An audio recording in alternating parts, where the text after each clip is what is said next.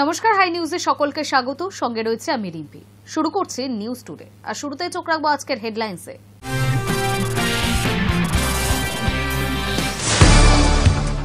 বিনামূল্যে শিশুদের দুরারোগ্য ব্যাধির চিকিৎসা, শিশু সাথী প্রকল্পে নতুন বরাদ্দ ঘোষণা মুখ্যমন্ত্রী। জন্মগতভাবে যারা জটিল হৃদরোগে আক্রান্ত তাদের চিকিৎসা মিলবে সম্পূর্ণ বিনামূল্যে।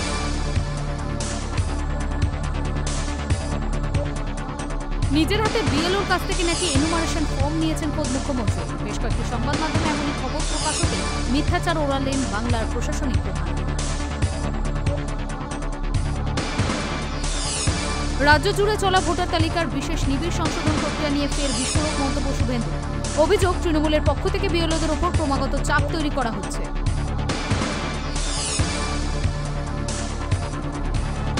পূর্বাঞ্চলের পর রাজগঞ্জ বিডিও অফিসের পিছনে মিলল বহু ভোটার কার্ড। এসআইয়ের আবহে রহস্য তৈরি হয়েছে পড়ে থাকা ভোটার কার্ড নিয়ে।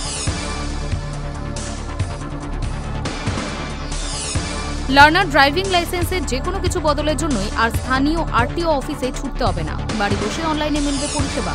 50টি ফেসলেস অনলাইন পরিষেবাও চালু করেছে পরিবহন দপ্তর।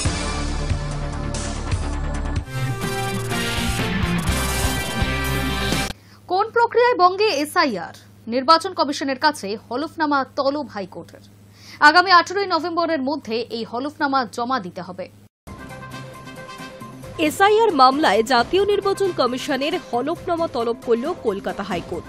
কোন প্রক্রিয়ায় বাংলায় এসআইআর হলফনামা আকারে তা জানতে নির্দেশ ভারপ্রাপ্ত প্রধান বিচারপতি সুজয় পালের ডিভিশন বেঞ্চের। আদালতের নির্দেশ অনুযায়ী আগামী 18 নভেম্বরের মধ্যে এই হলফনামা জমা দিতে হবে। অন্যদিকে বৃহস্পতিবার শুনানিতে মামলাকারী আইনজীবী বিএলওদের পর্যাপ্ত নিরাপত্তা দেওয়ার আবেদন জানান।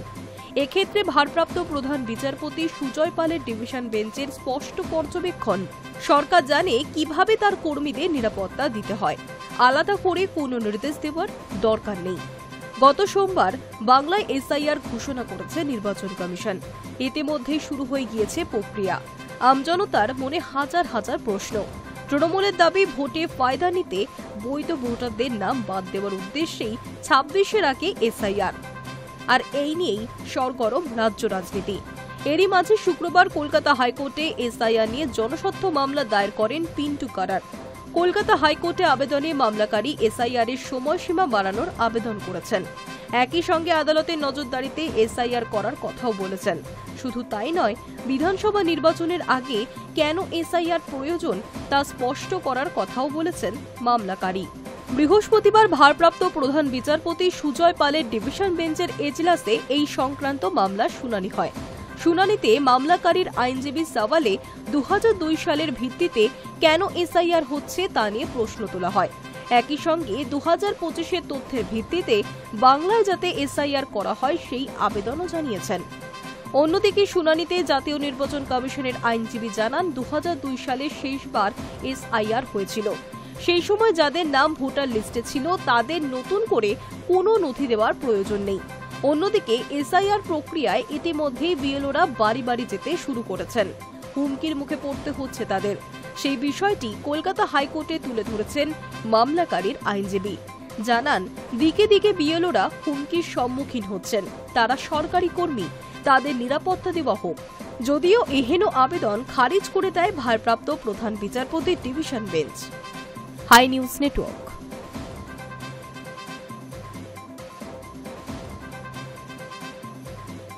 রাজ্য জুড়ে চলা ভোটার তালিকার বিশেষ নিবিড় সংশোধন প্রক্রিয়া নিয়ে ফের বিস্ফোরক মন্তব্য করলেন বিরোধী দলনেতা শুভেন্দু অধিকারী। তার অভিযোগ, তৃণমূলের পক্ষ থেকে বিএলওদের ওপর ক্রমাগতই চাপ তৈরি করা হচ্ছে। রাজ্য জুড়ে চলা ভোটার তালিকার বিশেষ নিবিড় সংশোধন প্রক্রিয়া নিয়ে ফের বিস্ফোরক মন্তব্য করলেন বিরোধী দলনেতা শুভেন্দু অধিকারী। তার অভিযোগ, তৃণমূলের পক্ষ থেকে বিএলওদের উপর ক্রমাগত চাপ তৈরি করা হচ্ছে। কাকিনাড়ায় গঙ্গা আরতিতে যোগ দিতে গেছিলেন শুভেন্দু অধিকারী।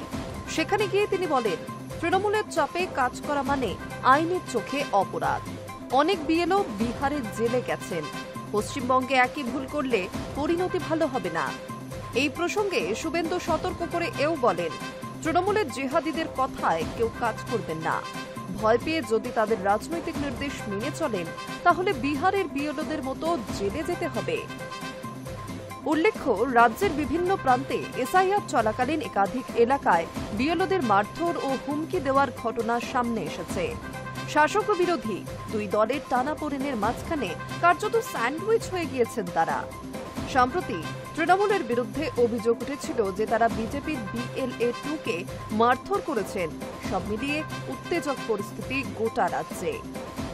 যেদিন থেকে এসআইআর শুরু হয়েছে সেদিন থেকে অবশ্য তৃণমূলের বিরুদ্ধে একের পর এক বিস্ফোরক অভিযোগ আনছেন রাজ্যের বিরোধী দলনেতা শুভেন্দু অধিকারী। সম্প্রতি তিনি সিইও অফিসে গিয়ে দাবি করেছেন যে আইপ্যাকের মাধ্যমে জাল বার্থ সার্টিফিকেট বানিয়ে তা বিলি করছে শাসক দল। অনুপ্রবেশকারীদের বাঁচাতে এবং নিজেদের ভোট ব্যাংক রক্ষায় এই কাজ করছে তারা। বৃহস্পতিবার আবার কলকাতা পুরসভার বিরুদ্ধে বিস্ফোরক অভিযোগ করেছেন তিনি। সোশ্যাল মিডিয়ায় পোস্ট করে দাবি করেছেন, ভোটার তালিকা থেকে সন্দেহভাজন নাম মুছে যাওয়ার আশঙ্কায় বেআইনিভাবে বার্থ সার্টিফিকেট বিলি করছে কলকাতা পুরসভা। রাজ্যের বিরোধী দলনেতার আরও অভিযোগ, কলকাতা পুরসভা অবৈধ উপায়ে ভোটার তালিকা প্রভাবিত করার চেষ্টা করছে। তার দাবি, যাদের নাগরিকত্ব নিয়ে প্রশ্ন রয়েছে বা যারা ভোটার তালিকা থেকে বাদ পড়তে পারেন তাদেরই সুবিধা দিতেই পুরসভা হঠাৎ করে বিপুল হারে বার্থ সার্টিফিকেট দিচ্ছে। শুভেন্দু সতর্ক করে বলেছেন, 1969 সালের জন্ম ও মৃত্যু নিবন্ধন আইনের বিধি লঙ্ঘনের যে কোনো প্রচেষ্টা সহ্য করা হবে না। তিনি নির্বাচন কমিশন এবং সংশ্লিষ্ট কর্তৃপক্ষকে অবিলম্বে এই অবৈধ কাজের তদন্ত শুরু করার আহ্বান জানিয়েছেন। তার অভিযোগ, এইভাবে অনুপ্রবেশকারীদের সুবিধা করে দেওয়ার চেষ্টা হচ্ছে। Hi news network. নবদ্বীপে সুকান্ত মজুমদারের কনভয়ের পিছনে থাকা গাড়িতে হামলা। ওই গাড়িতে বিজেপির জেলা সভাপতি ছিলেন বলেই খবর। অভিযোগের তীর তৃণমূলের দিকে। এই অভিযোগে পাল্টা তৃণমূল কর্মী সমর্থকদের উপর হামলা চালানো হয়েছে বলেই অভিযোগ। নবদ্বীপে সুকান্ত মজুমদারের কনভয় পিছনে থাকা গাড়িতে হামলা। ওই গাড়িতে বিজেপির জেলা সভাপতি ছিলেন বলেই খবর। অভিযোগের তীর তৃণমূলের দিকে। এই অভিযোগে পাল্টা তৃণমূল কর্মী সমর্থকদের উপর হামলা চালানো হয় বলেই অভিযোগ। বুধবার রাতের এই ঘটনাকে কেন্দ্র করে নবদ্বীপ বাসস্ট্যান্ড এলাকায় তুলকালাম। হামলা ও পাল্টা হামলায় দুপক্ষের একাধিক কর্মী সমর্থক জখম হয়েছেন বলেই খবর। বুধবার নদিয়ায় পরপর কর্মসূচি ছিল সুকান্ত মজুমদারের। প্রথমে নদিয়ার তাহিরপুরে একটি কর্মসূচি ছিল সুকান্ত মজুমদারের। পরে জগদ্ধাত্রী পুজোর বিসর্জনে পুলিশের বিরুদ্ধে লাঠি পেটা করার যে অভিযোগ উঠেছে তার প্রতিবাদে থানা ঘেরাও কর্মসূচিতে যোগ দেন সুকান্ত। এরপর পৌঁছন নবদ্বীপে। বর্তমানে সেখানে রাস উৎসব চলছে। লক্ষ লক্ষ মানুষের ভিড়। যেখানে নবদ্বীপের সরকার পাড়ায় বিজেপির উদ্যোগে যাত্রী নিবাস নামে একটি কর্মসূচি চলছিল। সেখানে গিয়েছিলেন সুকান্ত মজুমদার। সেখান থেকে বেরিয়ে সুকান্তর কনভয়ের গাড়িগুলি বাসস্ট্যান্ডের মধ্যে ঘোরাতে যায়। সেই সময় বাসস্ট্যান্ডের দিক থেকে কনভয় লক্ষ্য করে ইট ছোড়া হয় বলেই অভিযোগ। গাড়ি থেকে নেমে যান সুকান্ত মজুমদার। এই ঘটনা প্রসঙ্গে সুকান্ত বলেন, দুই কর্মীর মাথা ফাটিয়ে দিয়েছে ওরা। আমি পুলিশ প্রশাসনকে জানিয়ে দিতে চাই, তারা যদি কোনো কড়া ব্যবস্থা না নেয় তাহলে রক্তের হিসেব আমরা বুঝে নেব। যদি অভিযুক্তদের গ্রেফতার না করা হয় তাহলে আমরাই ব্যবস্থা নেব। বিজেপি সেই ক্ষমতা রাখে। তৃণমূলের দাবি, ইচ্ছাকৃতভাবে এলাকায় অশান্তির পরিবেশ তৈরি করেছে বিজেপি। অযথা শাসক শিবিরের লোকজনদের মারধর করা হয়েছে। অভিযোগ খতিয়ে দেখে প্রয়োজন মতো ব্যবস্থা নেওয়া হবে বলেই জানিয়েছে পুলিশ আধিকারিকরা। Hi news network.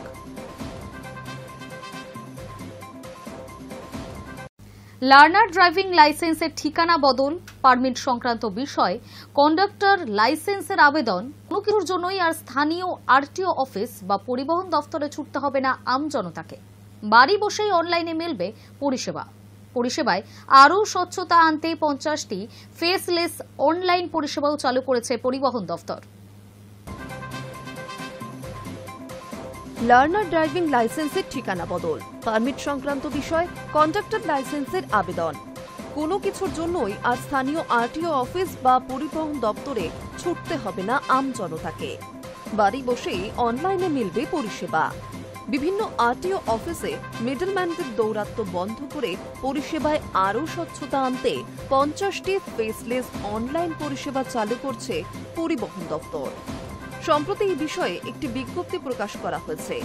এই পরিষেবাগুলি যাচাই ও প্রক্রিয়াকরণের জন্য আধার ভিত্তিক প্রমাণীকরণ বাধ্যতামূলক করা হয়েছে। নবান্ন সূত্রে খবর, গত 14 অক্টোবর ন্যাশনাল ইনফরমেটিক্স সেন্টার অর্থাৎ এনআইসি ও পরিবহন দপ্তরের কর্তাদের বৈঠকে এই সিদ্ধান্ত হয়েছে। এক আধিকারিকের কথায়, অনলাইন পরিষেবা বৃদ্ধির মূল লক্ষ্য হল আরটিওতে মানুষের যাতায়াত কমানো এবং যানবাহন সংক্রান্ত বিভিন্ন পরিষেবায় স্বচ্ছতা বৃদ্ধি করা।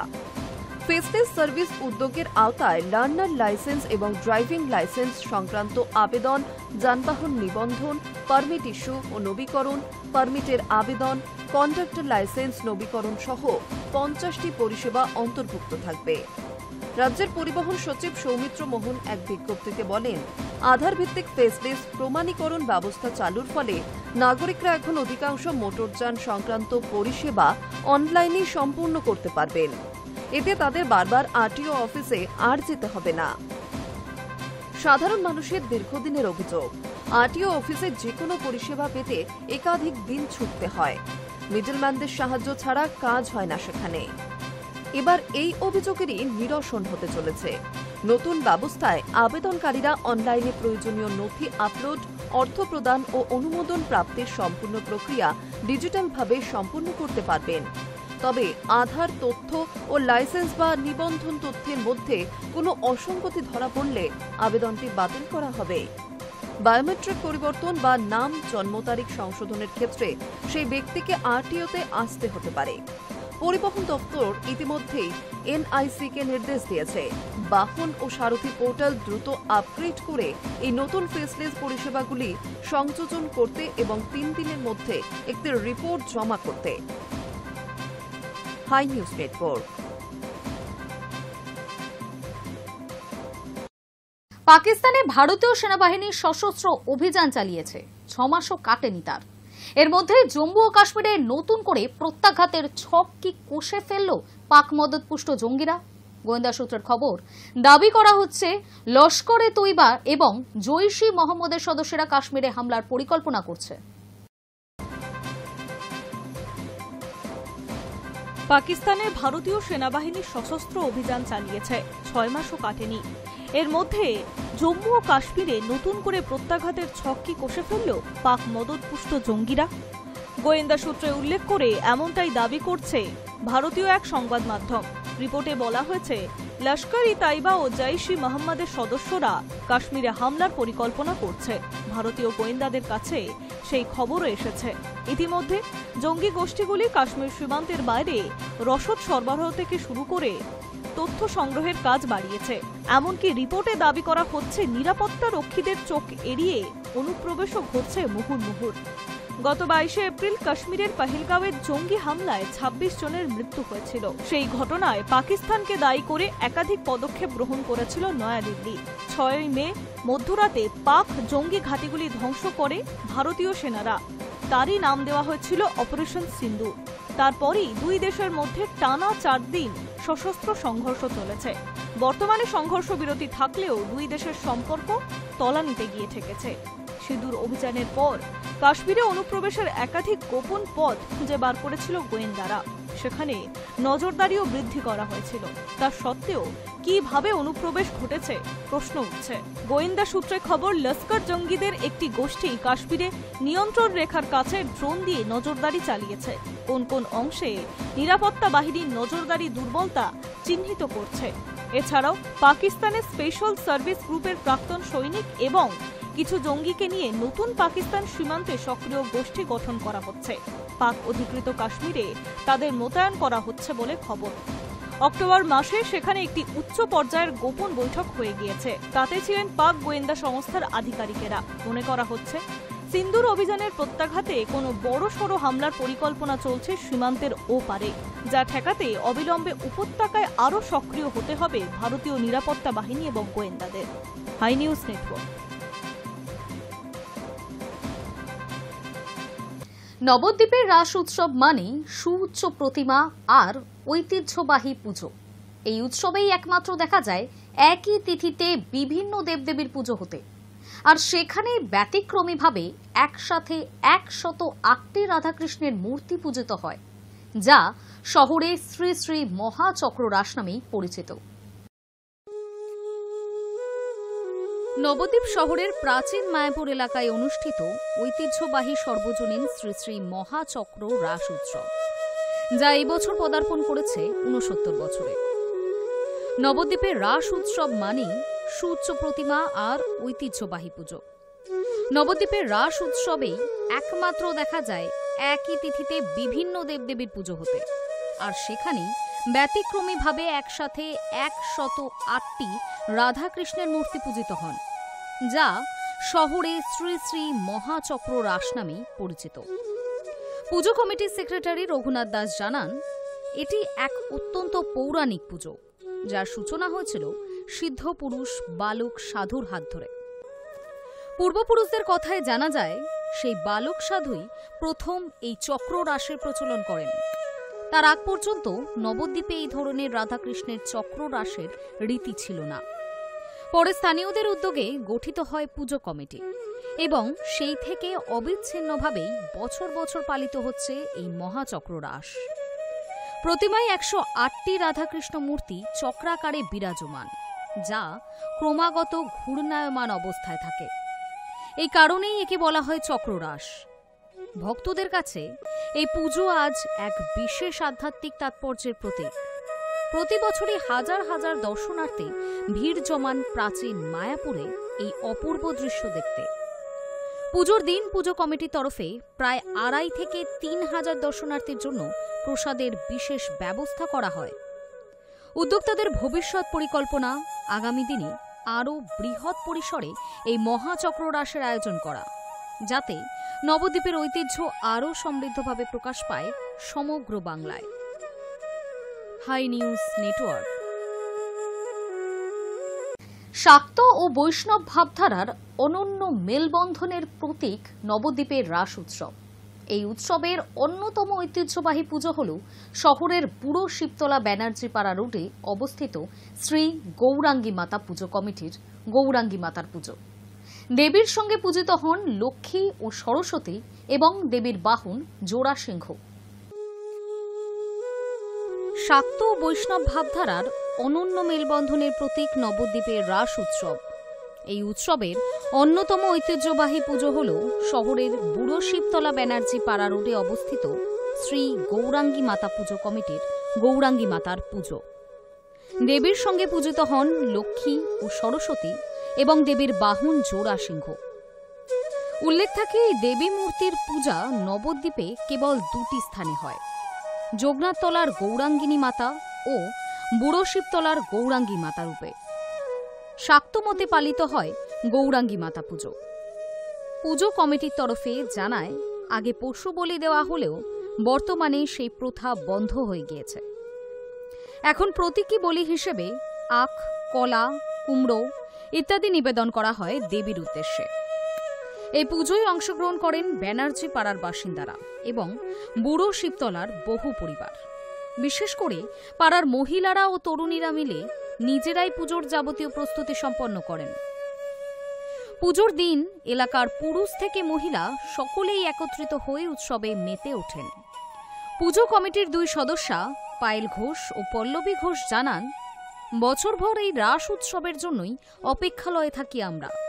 পুজোর দিনগুলো সকলে একসাথে কাটাই। পুজোর সাথে ওতপ্রোতভাবে জড়িত থাকেন এলাকার মহিলারাও। পুজোর দিন শহরের অন্যতম বাবা বুড়ো শিবকে পুজো প্রাঙ্গণে এনে বিশেষ পুজো করা হয়। পুজোর পরদিন অনুষ্ঠিত হয় আরং বা শোভাযাত্রা, যেখানে দেবী গৌরাঙ্গী মাতার প্রতিমা বের হয় বর্ণাঢ্য সাজে। মোটের ওপর শক্তি ও ভক্তির মিলনে নবদ্বীপের রাস উৎসব হয়ে ওঠে আরও ঐতিহ্যমণ্ডিত। Hi news network. বিজেপি বিএলএকে মারধর করে জুতোর মালা পরানোর অভিযোগ। এসআইআর আবহে কোচবিহারে মাথাভাঙার ছাদখাটের বাড়িতে ব্যাপক উত্তেজনা, আর এই ঘটনাকে কেন্দ্র করে রাজনৈতিক মহলও বেশ উত্তপ্ত। বিজেপির বিএলএকে মারধর করে জুতোর মালা পরানোর অভিযোগ। এসআইআর আবহে কোচবিহারের মাথাভাঙার ছাদখাটের বাড়িতে ব্যাপক উত্তেজনা। বৃহস্পতিবার সকালে বিজেপির বিএলএ 2 কোচবিহারের মাথাভাঙা ছাদখাটের বাড়ির এলাকায় যান। সেই সময় ওই এলাকায় ছিলেন তৃণমূলের বিএলএ-2। জানা গিয়েছে বিজেপির বিএলএ-2 সেখানে পৌঁছানো মাত্রই উত্তেজনা ছড়ায়। অভিযোগ তাকে জুতোর মালা পরিয়ে হেনস্থা করা হয়। নিমেষে হেনস্থার সেই ভিডিও সোশ্যাল মিডিয়ায় ভাইরাল। আর তা নিয়ে রাজনৈতিক মহলে চলছে জোর উত্তেজনা। মাথাভাঙার বিজেপি বিধায়ক সুশীল বর্মন জানান, 26-এ মানুষ জেতাবে বিজেপিকে। তৃণমূল হারার ভয় পাচ্ছে, তাই বিজেপির বিএলএ সুকান্ত মজুমদারকে আক্রমণ করা হচ্ছে। বিজেপি নেতা নেতৃত্বের মারধর করছে। তখন আমি রশিদ এসে বাড়িতে ঢুকার পরে কাজ শুরু করে দিলাম। আচ্ছা, 4টা ফর্ম আমরা লিখলাম, ভোটার লিস্ট যেটা পরিচয়পত্র লেখার পরে ফটিক দাস আমাকে আইসা চট থাপ্পড় মারি দিল, কেতা দাস এসে চট থাপ্পড় মারি দিল। খইমালা মেয়ে ছেলে ও জুতের মালাটা আমার গলায় পড়ায় দিয়ে ধাক্কে বাড়িতে বাইর করে দিল। তুমি বাড়িতে বাইরে, ওইখানে তোমার কি আছে? এখন বিএলও কোথায় আছে? ও এখন জানি না কোথায় আছে, আমি তো মার খেয়ে চলে আসলাম। এসআইআর বিজেপি করছে, এরকম একটা আতঙ্ক ছড়ানো হচ্ছে। ভয়ের পরিবেশ তৈরির চেষ্টা চলছে। বাংলার মানুষ এর জবাব দেবে। যদিও কোচবিহারের জেলা তৃণমূলের চেয়ারম্যান এই ঘটনার সঙ্গে দলের কোনো সম্পর্ক নেই বলে দাবি করেছেন। তিনি বলেন, গিরীন্দ্রনাথ বর্মন শুনেছি, ঘটনাটি শুনিনি। দলীয়ভাবে খোঁজ খবর নিচ্ছি। প্রশাসনিক ব্যাপার প্রশাসন দেখবে, তবে এখানে দলের কোনো সম্পর্ক নেই। বলে রাখা ভালো, রাজ্য জুড়ে জোর কদমে চলছে এসআইআর এর কাজ। এনুমারেশন ফর্ম ফিল আপের কাজ চলবে আগামী 1 মাস, অর্থাৎ 4 ডিসেম্বর পর্যন্ত। এই 1 মাসের মধ্যে ওই ফর্ম পূরণের কাজ হবে। তার ভিত্তিতে খসড়া ভোটার তালিকা প্রকাশিত হবে আগামী 9 ডিসেম্বর। এই তালিকা নিয়ে অভিযোগ থাকলে 9 ডিসেম্বর থেকে 8 জানুয়ারির মধ্যে জানাতে হবে। পরবর্তী পর্যায়ে 9 ডিসেম্বর থেকে 31 জানুয়ারি পর্যন্ত চলবে অভিযোগ শোনা এবং খতিয়ে দেখার কাজ। চূড়ান্ত তালিকা প্রকাশিত হবে 2026 সালের 7 ফেব্রুয়ারি। আর তারপরই রাজ্যে বিধানসভা ভোটের নির্ঘণ্ট ঘোষণা হয়ে যাবে। Hi news network.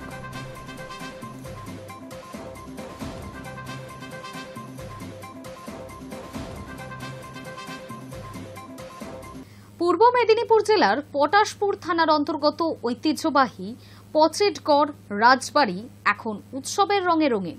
শুরু হয়েছে প্রায় 5 শতাব্দী প্রাচীন ঐতিহাসিক রাস উৎসব। এই উৎসবকে ঘিরে মেতে উঠেছে রাজবাড়ির চত্বর থেকে শুরু করে গোটা এলাকা। রাজবাড়ির কুলদেবতা কিশোর রায় জিউ ও অন্যান্য বিগ্রহের শোভাযাত্রা দেখতে প্রতিদিন ভিড় জমাচ্ছেন হাজার হাজার ভক্ত ও পর্যটকেরা।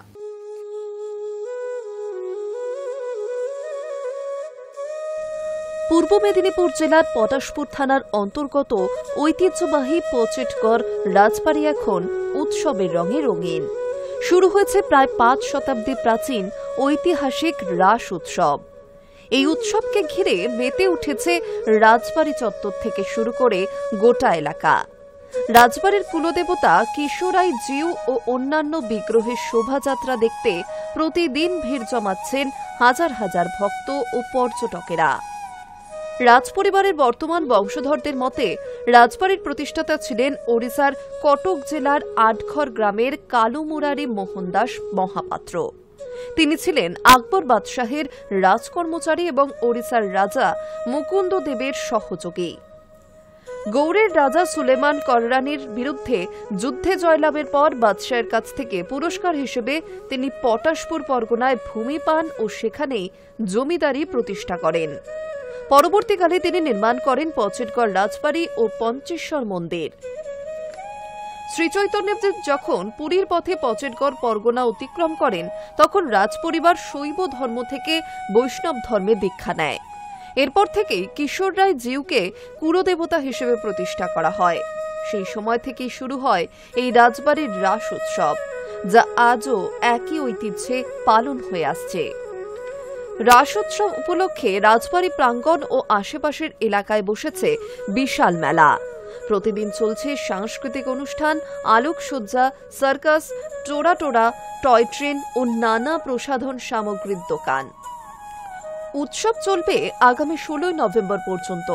রাস উৎসবের অন্যতম আকর্ষণ হল প্রতিদিন সন্ধ্যায় কিশোর রায় জিউ ও কুড়িজন বিগ্রহের শোভাযাত্রা।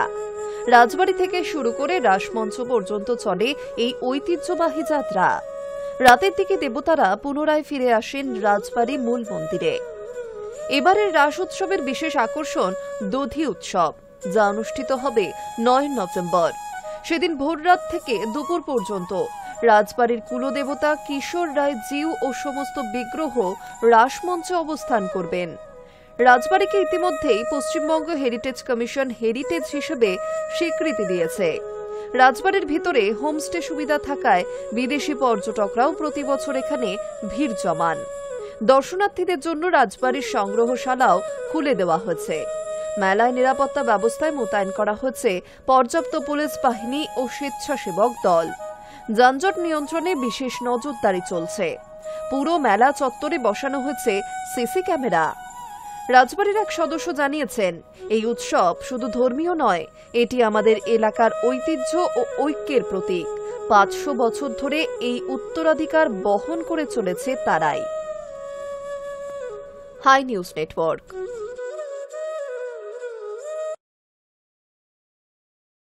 নিউজ টুডে এখনকার মতো এই পর্যন্তই। বিভিন্ন খবরের সাথে আপডেট থাকতে চোখ রাখুন হাই নিউজে। নির্ভীক, নিরপেক্ষ।